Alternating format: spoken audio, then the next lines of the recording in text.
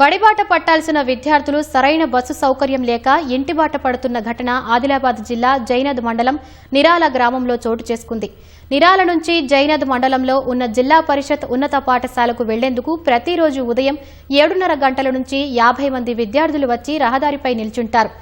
అప్పటి నుంచి సుమారు 10 గంటల వరకు 2 లేదా 3 బస్సులు వస్తాయి. అవి కూడా పూర్తిగా నిండిపోయి ఉండటంతో విద్యార్థులు బస్సులో ఎక్కలేక మరో బస్సు కోసం వేచి చూడాల్సిన పరిస్థితి నెలకొంది. ఇలా 10:30 వరకు చూసిన విద్యార్థులు ఇక చేసేదేమీ లేక తిరిగి ఇంటికి వెళ్లిపోతున్నారు.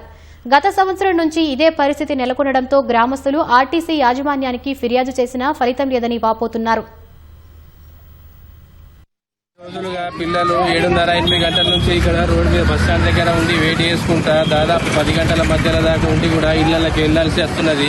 వీళ్ళందరూ చాలిన ఆర్థిక పరిస్థితులు ఇబ్బందులతో గవర్నమెంట్ స్కూళ్ళలో పంపంటున్నారు. పిల్లల్ని పంపిస్తే ఈ పొజిషన్ ఉన్నది. బస్సులు లేవు, ఏం లేదు.